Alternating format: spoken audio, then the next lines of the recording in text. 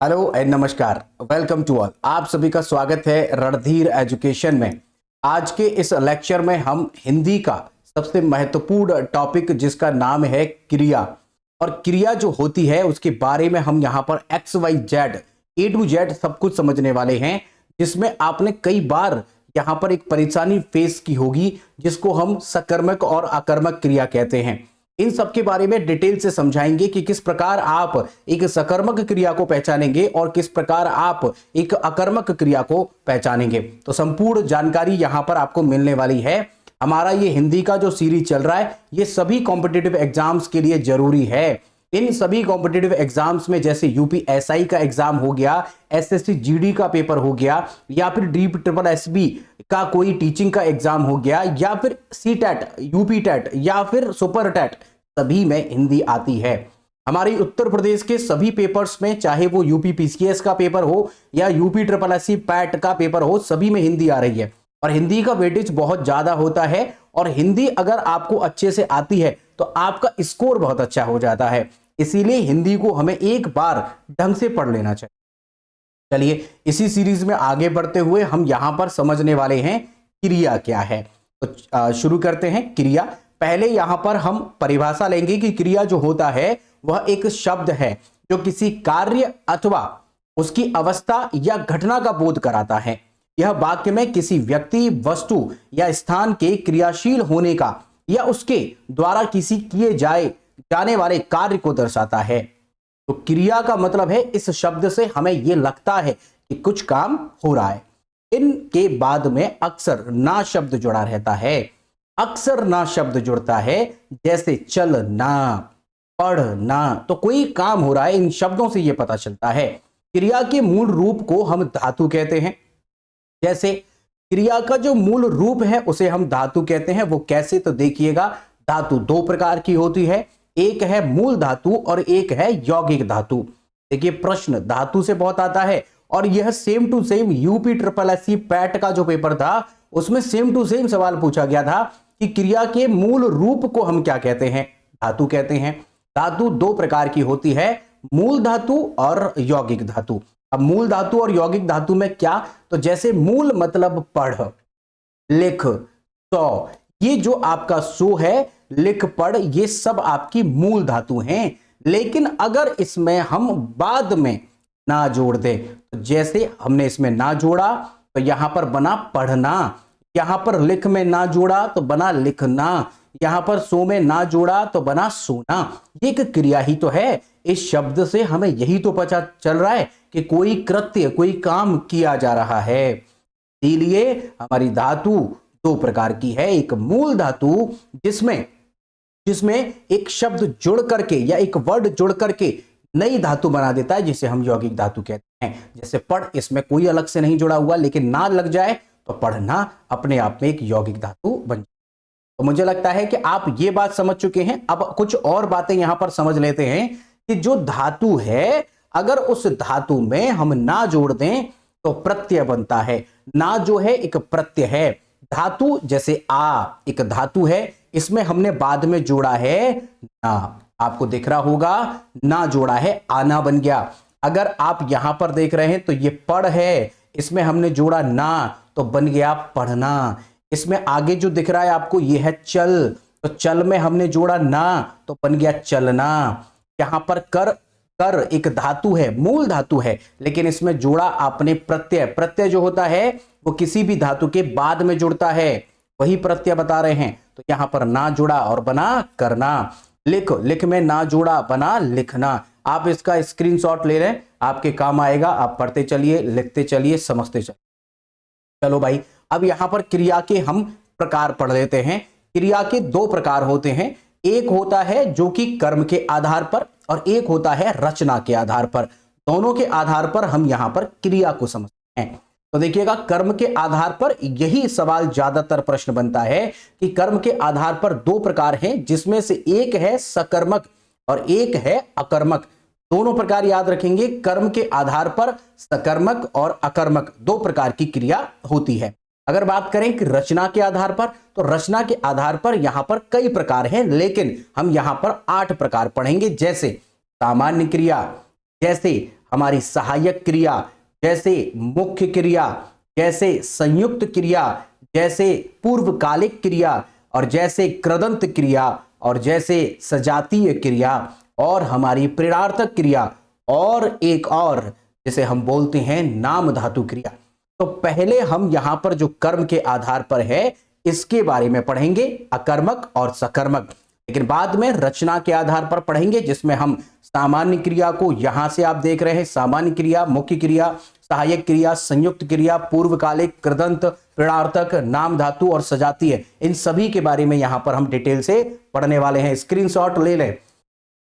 चलो भाई, अब यहां पर वन बाय वन पढ़ते हैं कि सकर्मक क्रिया की परिभाषा और उसके प्रकार यहां पर जानेंगे। तो पहले अकर्मक जान लेते हैं, फिर सकर्मक जान लेंगे। तो देखिए अकर्मक क्या होता है कि अकर्मक क्रिया वह क्रिया होती है जिसका संबंध किसी कर्म, जिसको हम ऑब्जेक्ट बोलते हैं, दूसरा से नहीं होता।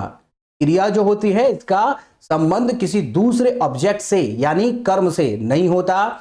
इसका मतलब है कि यह क्रिया स्वयं में ही पूर्ण होती है और किसी अन्य वस्तु या व्यक्ति पर अपना प्रभाव नहीं डालती। ये याद रखेंगे, क्योंकि कई बार एग्जाम में जब प्रश्न आता है तो सेंटेंस लिखता है, वाक्य लिखता है, और उस वाक्य में कहता है कि बताइए इसमें कैसी क्रिया है, सकर्मक के अकर्मक। अभी आपको समझ में आ जाएगा। इसमें कर्म का अभाव होता है, मतलब इसमें कर्म होता ही नहीं है और यह सिर्फ कर्ता पर केंद्रित होता है। जो आपका मेन है, जो ऑब्जेक्ट नहीं है, सब्जेक्ट है, उस पर यह आपका केंद्रित होता है। उदाहरण देखिए कैसे। देखिए उदाहरण में राम सो रहा है। तो देखिए जब भी कभी आपको सेंटेंस यानी वाक्य दिया जाए तो उस वाक्य में अगर आपको पहचानना है कि अकर्मक क्रिया है या नहीं, तो कैसे पहचानेंगे? देखिए आपका कर्ता कौन है? राम, और राम ही सो रहा है। तो इससे प्रभाव किस पर पड़ेगा? उसी पर जो सो रहा है। तो कौन सो रहा है? राम। राम एक कर्ता है, तो कर्ता पर ही किसी कृत्य का काम उसके द्वारा जो किया जाता है, यदि वह कर्ता पर स्वयं पड़े तो वहां पर अकर्मक क्रिया होती है। बात फिर से समझिए, जब भी कोई कर्ता कोई काम करता है, अगर उसके काम करने से उसी पर प्रभाव पड़े तो उसे हम अकर्मक क्रिया कहते हैं। बात समझ में आई? जैसे राम सो रहा है, राम जब सोएगा तो राम को ही तो रिलैक्स मिलेगा, राम को ही उसकी नींद पूरी हो जाएगी। का मतलब यहां पर राम यानी कर्ता पर ही प्रभाव पड़ रहा है। तो हमारी कैसी क्रिया है? अकर्मक क्रिया है। और उदाहरण देखिए, यहां पर अकर्मक के दो प्रकार से प्रश्न बनते हैं। एक बनेगा वाक्य देकर के, तो वाक्य को ऐसे पहचानना है, ठीक है। किताबों में कई बार ऐसा लिखा रहता है कि क्या आपको क्या एक वो करना है, क्या। तो अगर राम सो रहा है तो क्या सो रहा है, तो यहां पर क्या का जवाब नहीं आ रहा है, नहीं आ रहा है तो अकर्मक, आ जाए तो सकर्मक। लेकिन वो किताबों में जो ऐसा दिया है वो 100% सही नहीं है। ज्यादातर प्रश्न क्या से सॉल्व हो जाते हैं, लेकिन कुछ प्रश्न ऐसे होते हैं जिन्हें सॉल्व करना मुश्किल हो जाता है। वहां पर क्या का जवाब भी आता है लेकिन फिर भी वो अकर्मक होते हैं। अभी आपको बताएं, देखिए कैसे। वह दौड़ रहा है, दूसरा उदाहरण लेते हैं, उसके बारे में आगे समझेंगे। वह दौड़ रहा है, वह जब दौड़ेगा तो प्रभाव किस पर पड़ेगा? उसी पर पड़ेगा, वही थकेगा, इसीलिए यहां पर अकर्मक क्रिया है। और देखिए पक्षी उड़ रहे हैं, जब पक्षी उड़ेंगे तो पक्षी पर ही तो प्रभाव पड़ेगा, पक्षी जो है वो आपके थक जाएंगे, ठीक है भाई। अगला है बच्चा हंस रहा है, तो बच्चा स्वयं हंस रहा है और स्वयं पर ही प्रभाव पड़ रहा है, ब्लड सर्कुलेशन उसका अच्छा हो जाएगा। तो जब भी कोई कर्ता कृत्य करेगा अगर उसी पर खुद पर प्रभाव पड़ रहा है तो अकर्मक क्रिया का उदाहरण होगा। ये तो रहा वाक्य, ठीक है भाई। अगर बात करें कि इसमें और किस प्रकार से प्रश्न आते हैं, तो एक प्रकार देगा वाक्य का, एक देगा शब्द। तो केवल एक छोटा सा शब्द लिखेगा और पूछेगा कि बताइए इसमें सकर्मक है कि अकर्मक है। तो देखिए जब भी कोई शब्द आपके सामने लिखे और उस शब्द को यानी जो शब्द लिखा है अगर वह क्रिया है और उस क्रिया को करने के लिए किसी मीडियम की जरूरत नहीं है, किसी साधन की आवश्यकता यदि नहीं है, तो अकर्मक क्रिया का उदाहरण होता है। जैसे सोना, सोने के लिए आपको किसी साधन की आवश्यकता नहीं है। इंसान डायरेक्ट कैसे भी सो सकता है, कोई साधन नहीं चाहिए। तो यहां पर अकर्मक क्रिया का उदाहरण हो गया। जैसे हंसना, हंसने के लिए आपको कुछ चाहिए क्या?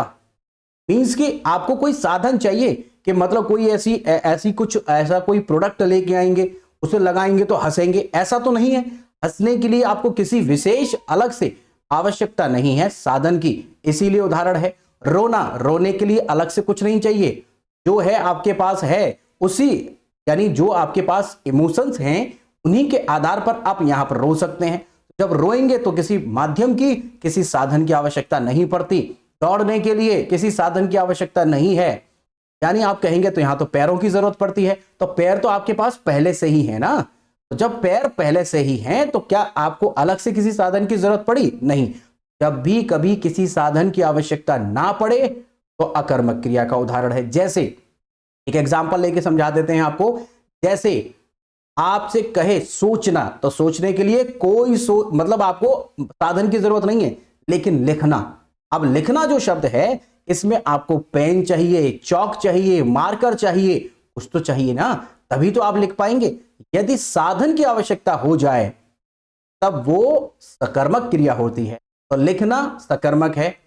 पढ़ना, क्योंकि पढ़ने के लिए कोई चाहिए ना, न्यूज़पेपर या बुक कुछ तो चाहिए, तो साधन चाहिए, इसलिए पढ़ना भी अपने आप में सकर्मक क्रिया हो जाएगी। लेकिन अगर ऐसा कोई काम हो रहा है जिसमें कोई साधन नहीं चाहिए तो आपका उदाहरण किसका हो जाएगा? अकर्मक का। देखिए, उठना कोई साधन की जरूरत नहीं, गिरना किसी साधन की जरूरत नहीं, उड़ना किसी साधन की जरूरत नहीं। अब आप कहेंगे हवाई जहाज से उड़ना तो साधन की जरूरत पड़ गई है, तो वो सकर्मक हो जाएगा। हवाई जहाज से उड़ना तो बात अलग है, लेकिन यहां पर केवल उड़ना शब्द है। जब भी कभी ऐसा सिंगल शब्द दे उड़ना, तो उड़ने के लिए किसी साधन की आवश्यकता नहीं होती। पशु पक्षी जो होते हैं वो जब उड़ते हैं तो किसी साधन की आवश्यकता नहीं होती उन्हें। खेलना, खेलने के लिए किसी साधन की आवश्यकता नहीं है। लेकिन अगर आप कहें कि क्रिकेट खेलना, तो क्रिकेट, अब यहां पर क्रिकेट यानी बॉल चाहिए, बैट चाहिए, तो फिर सकर्मक हो गया। लेकिन केवल खेलना, खेलने के लिए आप कूद के खेल सकते हैं, दौड़ के खेल सकते हैं, तो खेलना केवल शब्द जो है वो अपने आप में अकर्मक है। लेकिन क्रिकेट खेलना अपने आप में एक सकर्मक है। आई होप आपको यह समझ में आया होगा। मरना, ये भी आपका अकर्मक का उदाहरण है। और उदाहरण देखिए, चमकना अकर्मक, चमकना, फूटना अकर्मक, जागना अकर्मक, सोचना अकर्मक, ठहरना अकर्मक, मुस्कुराना, चलना, बैठना और नाचना, ये सब उदाहरण जो हैं वो आपके अकर्मक के हैं। बस सिंपल याद रखेंगे, शब्द कोई भी दिया हो, शब्द को सोचेंगे क्या इसको करने में किसी माध्यम की आवश्यकता पड़ती है, अगर पड़ती है तो सकर्मक, नहीं पड़ती तो अकर्मक है। अब आगे समझते हैं सकर्मक क्या होता है। देखिएगा, सकर्मक क्रिया वह क्रिया होती है जिसमें कर्ता द्वारा किया गया कार्य किसी कर्म पर प्रभाव डालता है। अब यहां पर जो कर्ता कार्य करेगा उसके कार्य करने से उस पर प्रभाव नहीं पड़ेगा बल्कि दूसरे पर प्रभाव पड़ेगा। तो उदाहरण किसका हो जाएगा? सकर्मक का। इसका मतलब है कि यदि क्रिया बिना किसी कर्म के पूरी नहीं होती है, सकर्मक क्रिया में क्रिया का संबंध किसी वस्तु, व्यक्ति या चीज से होता है। यह बात आपको अभी हमने बताई कि उसका संबंध किससे होता है? किसी वस्तु, व्यक्ति या चीज से होता है जिस पर वह क्रिया घटित होती है, उसी से संबंध होता है जिस पर घटित होती है। उदाहरण देखिए कैसे। उदाहरण के तौर पर यहां पर लेते हैं, राम ने किताब पढ़ी।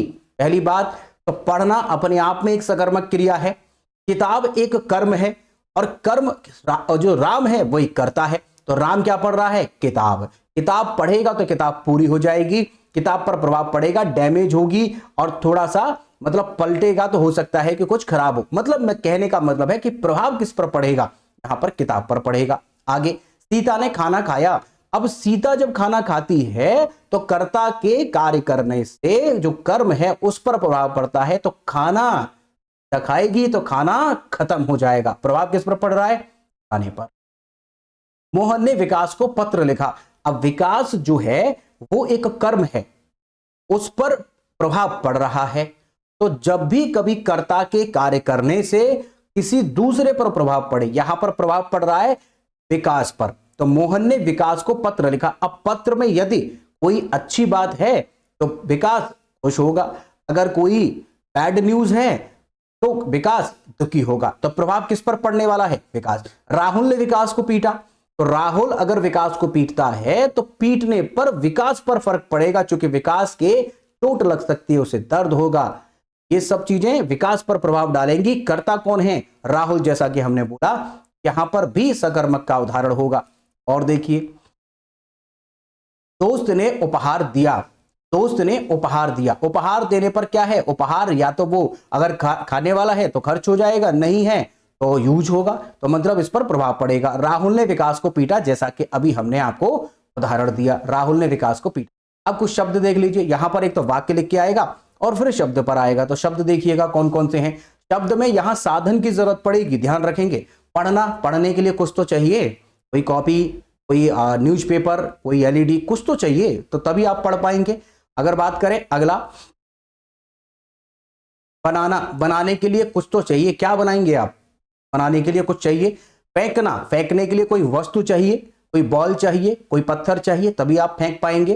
चित्र बनाना, चित्र बनाने के लिए भी आपको मीडियम यानी माध्यम की जरूरत पड़ेगी। देना, कुछ देंगे, क्या देंगे? मीडियम चाहिए। पूछना, पूछने की कोई दूसरा व्यक्ति चाहिए, उसी से तो पूछेंगे। तो पूछना मतलब लगाना, लगाने के लिए भी आपको कोई प्रोडक्ट चाहिए यानी साधन चाहिए, तभी तो। अब लगाएंगे, किस पर लगाएंगे वो चाहिए ना आपको, तभी तो। बनाना, यहां पर भी साधन है। बुलाना, किसी दूसरे को बुलाएंगे तो वो साधन है, उसको भी चाहिए, तो साधन है। देखना, देखने के लिए आपको क्या चाहिए? साधन। अब देखना मीन्स कि यहां पर अगर मान लीजिए आप अगर किसी चीज को देखते हैं, जैसे आप कार देख रहे हैं, तो कार एक साधन है, तो देख रहे हैं। सोचना अगर है तो फिर साधन की आवश्यकता नहीं है। देखना के अलावा सुनना, सुनने के लिए आपको किसी दूसरे व्यक्ति की आवाज चाहिए। अब आप कहेंगे सुनना तो कान से भी सुन सकते हैं, तो कान तो आपके पास है, लेकिन सुनेंगे तो आप किसी दूसरे को ना, ऑब्जेक्ट को, दूसरे ऑब्जेक्ट को सुन। ठीक है। खरीदना, बेचना, बनवाना और सीखना, सजाना, लिखना, लिखना जैसा कि बता चुके हैं, लिखने के लिए किसी माध्यम की जरूरत पड़ेगी। काटना, ये सब आपके उदाहरण हैं सकर्मक क्रिया। सकर्मक क्रियाएं मुख्य रूप से दो प्रकार की होती हैं, जिसमें एक कर्मक जहां एक कर्म होता है, द्विकर्मक जहां पर दो कर्म होते हैं। ये भी बात ध्यान रखेंगे कि सकर्मक क्रियाएं जो होती हैं वो हमारी दो प्रकार की होती हैं, एक कर्मक और द्विकर्मक। अब देखिए, एक कर्मक में क्या है? जब केवल एक कर्म होता है, ऑब्जेक्ट एक होता है जो सीधे क्रिया से प्रभावित होता है। यह क्रिया कर्ता और कर्म के बीच होती है। जो क्रिया होती है वह कर्ता और कर्म के बीच होती है एक कर्मक में। उदाहरण देखिए, उदाहरण में क्या है? राम ने किताब पढ़ी। राम ने क्या पढ़ी? किताब पढ़ी। तो यहां पर किताब पढ़ी, तो किताब जो है वो आपका एक ही तो है, एक कर्म है यहां पर। राम ने किताब पढ़ी, तो किताब आपका एक कर्म है, ऑब्जेक्ट है। राम अपने आप में कर्ता है, इसीलिए एक कर्म मिले तो एक कर्मक हो गया। दूसरा एक और उदाहरण देखिए, मोहन ने खाना खाया, तो मोहन यहां पर कर्ता है, जबकि खाना यहां पर कर्म है। तो कर्म क्या है? एक ही है। अब आप कहेंगे यहां पर पढ़ी, यहां पर खाया, ये तो क्रिया है, कर्म की बात कर रहे हैं हम। जब कर्म एक हो तो एक कर्मक क्रिया, दो हो तो द्विकर्मक क्रिया। अभी तो एक कर्मक देख लिया आपने। सीता ने दरवाजा खोला, तो दरवाजा अपने आप में क्या है? कर्म है। अगर बात करें विशेषता, तो एक कर्मक क्रिया को कर्ता का कार्य केवल एक वस्तु या व्यक्ति पर प्रभाव डालता है। तो एक कर्मक क्रिया होती है वो किसी एक पर प्रभाव डालती है। बात समझ में आ गई आपको? अब अगला देखते हैं, जिसमें कि हम द्विकर्मक बोलते हैं उसको। द्विकर्मक में देखेंगे इसमें दो कर्म होते हैं, एक प्रत्यक्ष कर्म जिसको डायरेक्ट ऑब्जेक्ट बोलते हैं, और दूसरा अप्रत्यक्ष इनडायरेक्ट ऑब्जेक्ट जो होता है। क्रिया दोनों कर्मों पर एक साथ प्रभाव डालती है। जैसे देखिए उदाहरण के तौर पर, जैसे उदाहरण है राम ने मोहन को किताब दी। तो राम जो है ये आपका एक कर्ता है, ये आपका एक कर्म है मोहन, और किताब भी आपका एक कर्म है। तो यहां पर कर्म नंबर 1 और कर्म नंबर 2, तो यहां पर कर्म कितने हैं? दो कर्म हैं, ऐसे ही देख लेना है। तो द्विकर्मक हो गया ये। और उदाहरण देखिए, मां ने बच्चे को मिठाई खिलाई, तो मां जो है यहां पर सब्जेक्ट है यानी कर्ता है, बच्चा जो है यहां पर कर्म है, और मिठाई भी आपका एक कर्म है। तो दो कर्म दिखाई पड़ रहे हैं। यानी अगर हम कहते हैं यहां पर कि मां ने बच्चे को मिठाई खिलाई, तो यहां पर तो आपके दो हो रहे हैं। लेकिन अगर यहां पर कोई ऐसा होता कि जैसे मां ने मिठाई खिलाई, बस अगर ऐसा होता तो एक कर्मक हो जाएगा, क्योंकि मिठाई अपने आप में एक ही कर्म। लेकिन बच्चे को बोल दिया तो द्विकर्म। पिता ने मुझे घड़ी दी, तो पिता ने, पिता आपके सब्जेक्ट, मुझे यानी मैं बता रहा हूं, इसीलिए मैं ये सब्जेक्ट है, ये ऑब्जेक्ट है, और घड़ी भी दो ऑब्जेक्ट हो गए, यहां पर दो कर्म हो गए। अध्यापक ने छात्रों को हिंदी पढ़ाई। अध्यापक जो है वो अपने आप में कर्ता है, छात्र कर्म है एक, और हिंदी एक कर्म है दो, तो यहां पर द्विकर्मक हो गए। पढ़ाई अपने आप में क्रिया। द्विकर्मक क्रिया में कर्ता का कार्य दो वस्तुओं या व्यक्तियों पर प्रभाव डालता है, एक प्रत्यक्ष रूप से और दूसरा अप्रत्यक्ष रूप से। बात समझ में आ रही है? अगला देखते हैं संरचना के आधार पर क्रिया के भेद। अच्छा, एक चीज और आपको यहां पर बता दें, जैसे हमने ये बताया आपको कि क्रिया जो है वो दो प्रकार की है, जैसा कि यहीं पर चलते हैं पीछे, बट आपको बताते हैं, जैसा कि आप पढ़ चुके हैं सकर्मक और अकर्मक क्रिया। एक बात यहां पर ध्यान से समझना, और वो क्या, क्योंकि एग्जाम में आपको परेशान करती है, लोगों को थोड़ा सा तकलीफ होती है, वो देखो क्या। यहां पर हम आपको बता चुके हैं कि अकर्मक क्रिया और सकर्मक क्रिया। हम बता चुके हैं यहां पर कि जब भी कोई वाक्य लिखा हो, अगर उस वाक्य में कर्ता का कृत्य करने पर कोई काम, यदि काम करता है कर्ता और उसी पर प्रभाव पड़े तो अकर्मक क्रिया हो गया, और अगर दूसरे पर प्रभाव पड़े तो सकर्मक हो गया। ऐसा ही हमने बताया है। लेकिन कुछ किताबें क्या लिखती हैं कि यदि क्या का जवाब मिल जाए तो आपका हो गया है सकर्मक, और क्या का जवाब यदि ना मिले तो हो जाता है वो अकर्मक। ये किताबें लिखती हैं, लेकिन हम ये बात कभी नहीं बताते, क्योंकि वो 90% तक सही होता है, लेकिन गलत कैसे होता है वो देखेंगे। ये देखो, अगर हम यहां पर एक सेंटेंस लिखते हैं कि राम खेलता है, आपने लिखा राम खेलता है। अब यहां पर बताइए, क्या यहां पर यह पता चल रहा है कि क्या का आंसर आ रहा है? राम खेलता है, क्या खेलता है? एट वॉलीबॉल, क्या खेलता? कोई आंसर नहीं आ रहा है, इसलिए यह अकर्मक का उदाहरण है। ये बता रहे हैं आपको कि क्या से आंसर कैसे आता है। लेकिन अगर यहां पर लिख दें कि राम क्रिकेट खेलता है, अब ये उदाहरण जो है ये आपका हो गया है, क्योंकि सकर्मक का हो गया है, क्योंकि यहां पर राम क्या खेलता है? क्रिकेट खेलता है, आंसर मिल गया। राहुल सेब खाता है, क्या खाता है? सेब खाता है। राहुल खाता है, क्या खाता है? पता नहीं, इसीलिए अकर्मक हो गया। बात समझ में आ रही है? लेकिन इसको देखिए, आपको हम गलत करके दिखाते हैं। वो कैसे? तो यहां पर एक, जैसे राम राम राम खुजलाता है, ये लिख देते हैं, खुजलाता है। ठीक है, अब आप बताइए, राम खुजलाता है तो क्या नाक खुजलाता है, आंख खुजलाता है, मुंह खुजलाता है? क्या? पता नहीं, इसीलिए ये उदाहरण किसका है? ये उदाहरण है अकर्मक का। ये भी बात आपकी समझ में आई? क्या खुजलाता है? आंसर नहीं मिला। लेकिन अगर हम यहां पर लिख दें कि राम अपना सर खुजलाता है, सर खुजलाता है, यहां पर ये है। अब बताइए, इसमें आंसर मिल रहा है, क्या का आंसर मिल रहा है ना, क्या खुजलाता है? सर खुजलाता है। अब ये उदाहरण किसका हो जाएगा? सकर्मक का। लेकिन ये गलत है, यहां अभी भी ये अकर्मक का ही उदाहरण है बॉस, ये बात ध्यान रखेंगे।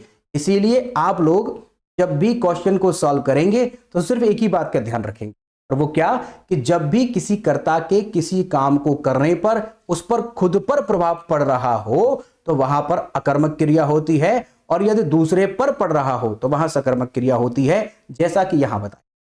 आपका क्या से आंसर आ तो जाता है 70-90% तक, लेकिन कुछ क्वेश्चंस ऐसे होते हैं जिसमें क्या का जवाब पूरी तरह से नहीं आता है, तो फिर गलत हो जाएगा। तो आप लोग क्या करेंगे, यहां पर दोनों में ही राम अपना सर खुजलाता है, राम खुजलाता है, केवल हमने बोला दोनों में ही अकर्मक है, जबकि दूसरे वाले में क्या का जवाब मिल रहा है फिर भी अकर्मक है, क्योंकि राम अपना सर खुजलाता है तो राम को आराम मिलेगा, प्रभाव उस पर खुद पर पड़ेगा। मुझे लगता है अकर्मक और सकर्मक आप पूरी तरीके से हैं। अब आगे चलते हैं, हम यहां पर आगे समझते हैं। अब चूंकि हम यहां पर कर्म के आधार पर तो देख ही चुके हैं, अब हम रचना के आधार पर और देख लेते हैं, रचना के आधार पर किस किस प्रकार की होती है। देखो भाई, यहां से हम रचना के आधार पर पढ़ेंगे।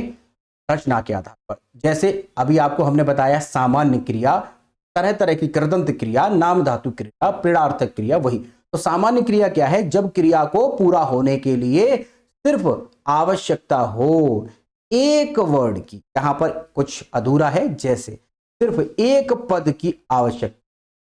जब भी कभी क्रिया को पूरा होने के लिए सिर्फ एक पद की आवश्यकता हो, जैसे अब ये है मोहन चलो, बस हो गई। अमन आया, सिर्फ आया, अमन के बाद सिर्फ आया लग रहा है, सीधा सामान्य क्रिया है, चूंकि एक पद की आवश्यकता है सिर्फ इसे। तो भाई मुख्य क्रिया, अगला है मुख्य क्रिया। मुख्य क्रिया वह क्रिया होती है जो वाक्य में कर्ता द्वारा किए गए मुख्य कार्य का या घटना को दर्शाती है। यह वाक्य का सबसे महत्वपूर्ण हिस्सा होती है क्योंकि यह क्रिया कार्य के बारे में स्पष्ट जानकारी देती है। मुख्य क्रिया अपने आप में पूर्ण होती है और इसे सहायक क्रिया की आवश्यकता नहीं होती, लेकिन कभी कभी सहायक क्रिया का साथ भी ले लेती है। जैसे राम खाना खा रहा है, यहां पर राम खाना खा रहा है एक मुख्य क्रिया है, खाना एक मुख्य क्रिया है। जैसे स्कूल, वह स्कूल जाता है, तो जाता है, जाता अपने आप में क्या है, एक मुख्य क्रिया है। वह जो है आपका खेल रहे हैं, तो रहे हैं आपका क्या है, एक खेल, सॉरी यहां पर खेल जो है अपने आप में एक क्रिया है। बात आपको समझ में आ चुकी है कि मुख्य क्रिया में क्या होगा कि जो डिपेंड होगा पूरा वाक्य उसी पर डिपेंड होगा, ऐसा मुख्य क्रिया होता है। अब अगर मुख्य क्रिया समझ में नहीं आया है तो सहायक क्रिया समझ लीजिए, मुख्य क्रिया आपको समझ में आ जाएगी। सहायक क्रिया वह क्रिया होती है जो मुख्य क्रिया की मदद करती है और वाक्य में उसके समय, भाव, रूप या लिंग को स्पष्ट करती है। यह क्रिया अपने आप में पूर्ण अर्थ नहीं देती, बल्कि मुख्य क्रिया के साथ मिलकर ही वाक्य का सही अर्थ बनाती है। उदाहरण के तौर पर देखिएगा, राम स्कूल जा रहा है। ये जो आप एग्जाम्पल देख रहे हैं, इसमें जो आपका यहां पर जा लगा हुआ है ये मुख्य क्रिया है, लेकिन जो रहा है लगा हुआ है ये सहायक क्रिया। जाना अपने आप में क्या है, एक क्रिया है, लेकिन रहा है वो उसकी सहायता कर, जो कार्य के वर्तमान समय को दर्शा रहा है, रहा है वो शब्द। वह किताब पढ़ चुका है, तो पढ़ना अपने आप में पढ़ एक मुख्य क्रिया है, लेकिन चुका है ये अपने आप में एक सहायक क्रिया है। वह पार्क में खेल रहे हैं, तो खेल मुख्य क्रिया है, रहे हैं अपने आप में कैसी क्रिया है, सहायक क्रिया है, जो कि बता रहा है कि वर्तमान में कोई काम हो रहा है। इसका स्क्रीनशॉट लें, आगे बढ़। अगले प्रकार की क्रिया देखते हैं। सहायक क्रिया आपने देखी, सहायक क्रियाओं के उदाहरण और देख लीजिए, जैसे कि है, था, है, रही है, चुके हैं, जाएगा, करेगा, रही थी, रहे हो, ये शब्द सभी शब्द आपके सहायक क्रिया के भाई। आगे स्क्रीनशॉट लेते चलिए, अगर नोट डाउन कर रहे हैं तो फास्ट नोट डाउन करते चलिएगा पॉज करके। संयुक्त क्रिया देखते हैं। संयुक्त क्रिया वह क्रिया होती है जिसमें दो क्रियाएं एक साथ मिलकर एक ही कार्य को व्यक्त करती हैं। इनमें से एक मुख्य क्रिया और दूसरी सहायक क्रिया होती है जो मिलकर वाक्य में किसी विशेष प्रकार का भाव, समय या फिर तरीका व्यक्त करती है। संयुक्त क्रिया अक्सर दैनिक जीवन में प्रयोग की जाने वाली क्रियाओं को दर्शाती है और सामान्य रूप से प्रयोग की जाती है। उदाहरण के तौर पर देखिएगा, जैसे मुझे जाने दो, तो यहां पर पूरा जो शब्द है संयुक्त क्रिया है, जाने और दो, जाने और दो, तो दोनों ही मिलकर के एक क्रिया बना रहे हैं, यानी देना और जाना, जाने दो, दोनों संयुक्त बना। अगला देखिए, यहां पर वह पेड़ से कूद पड़ा, तो कूद और फिर पड़ा, तो यहां पर पड़ा और कूद ये दोनों ही क्रियाएं हैं, लेकिन ये दोनों मिलकर के एक क्रिया बना रही हैं, संयुक्त क्रिया। मैं बाजार जाने वाला हूं, तो जाने और वाला दोनों ही आपका क्या बना रहे हैं, संयुक्त बना रहे हैं। वह खाना खा चुका है, खा और चुका है, यहां पर संयुक्त बना रहे हैं, वह पढ़ रहे हैं पर। ओके, पूर्वकालिक क्रिया देखेंगे, जब कर्ता एक क्रिया को समाप्त कर दूसरी क्रिया प्रारंभ करता है तो इसको हम पूर्वकालिक कहते हैं। जैसे राम भोजन करके सो गया, एक सेंटेंस मिलेगा, वाक्य मिलेगा। इस वाक्य में जब भी आप पढ़ेंगे तो वाक्य में आपको पता चलेगा कि एक क्रिया खत्म हो रही है, दूसरी चालू। यहां पर जब कर्ता किसी क्रिया को समाप्त कर दूसरी क्रिया करना प्रारंभ कर देता है तो उसी को हम पूर्वकालिक क्रिया कहते हैं। जैसे कि राम भोजन करके सो गया, अभी भोजन किया है। मीरा रोकर चुप हो गई, तो अभी रोई है फिर चुप हो गई। विकास पढ़कर सो गया, पढ़ा और सो गया। तुरंत एक काम करके दूसरे काम में संलग्न हो जाएगा आपका जो कर्ता है, उसी का उदाहरण होता है। कृदंत क्रिया, जब मूल धातु में न प्रत्यय को छोड़कर कोई अन्य प्रत्यय लगा हो, तो प्रत्यय जो है वो बाद में लगता है। जैसे हमने बताया चल, पढ़, इन सब के बाद में न लगाया, चलना, पढ़ना। लेकिन अगर ये न लगा हो, कुछ और लगा हो, तो वो कृदंत क्रिया का उदाहरण होता है। जैसे चलेगा अपने आप में क्रिया है, लेकिन कैसी है, कृदंत है, क्योंकि इसके पीछे न लगा हुआ नहीं है। तो चल ना होता तो आपकी क्रिया रहती, लेकिन अब यहां पर चूंकि चलेगा लगा हुआ है, एगा लगा हुआ है चल के बाद, इसीलिए ये आपका क्या है, ये कृदंत क्रिया है। चल कर, चल कर जो है ये भी आपकी कृदंत क्रिया है, इसमें ए लगा हुआ है, कि कृदंत क्रिया का उदाहरण है। प्रेरणार्थक क्रिया में क्या होता है कि जो करता है वो खुद काम नहीं करता, बल्कि किसी और व्यक्ति को काम करने के लिए प्रेरित करता है, उसे हम प्रेरणार्थक क्रिया कहते हैं। प्रेरणार्थक क्रिया वह क्रिया होती है जिसमें कर्ता स्वयं कार्य न करके किसी अन्य व्यक्ति से वह कार्य करवाता है। कर्ता की भूमिका दूसरे व्यक्ति को कार्य करने के लिए प्रेरित या आदेशित करने की होती है। प्रेरणार्थक क्रिया में एक प्रकार का निर्देश या प्रेरणा देने का भाव होता है, में प्रेरणा देने का भाव होता है। एग्जाम्पल से आपको उदाहरण से समझ आएगा। राम ने मोहन से काम करवाया।